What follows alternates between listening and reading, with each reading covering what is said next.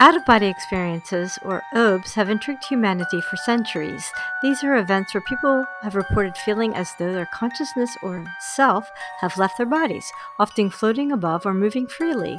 Cultures worldwide have recorded these experiences, and many have linked them to spiritual or mystical beliefs. In ancient Egypt, OBEs were often seen as souls leaving the body, a concept closely tied to their beliefs about the afterlife.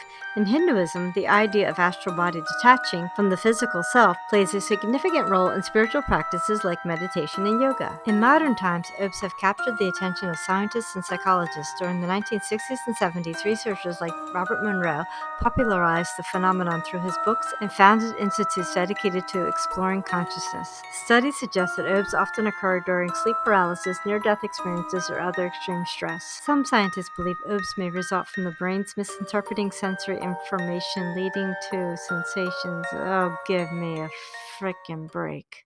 If you really want to know something about out-of-body experiences, then talk to somebody who's been having them for years, like me. When I was a young child, I would sometimes wake up on the ceiling, looking down at my body. It was a strange sensation, and I had no idea that nobody else was experiencing this until I tried to talk to my mother about it, and she just didn't want to talk about it. This didn't stop them from happening, though. Eventually, when I got to high school, I found one of Robert Monroe's books, and he was a lifesaver. I was positive I was actually leaving my body, but the real proof didn't come until my art school days, when I left my body to go visit my boyfriend one night. The next morning, he told me about how he had jumped out of bed, and I finished what he was going to say from that point on. He didn't understand how I knew what had happened that night in the room, and I told him, the thing that scared you, that got you to jump out of your bed, it was me.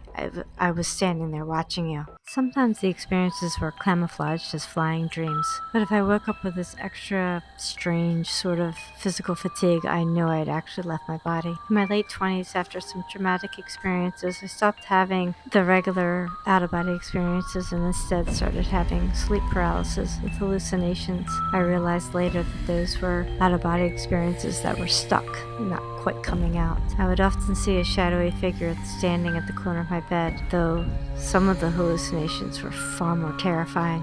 So whenever I see or read about a scientist saying that out-of-body experiences are just something happening in the person's head, yeah, right, that's just a bunch of bull. They're definitely real. You're definitely leaving your body.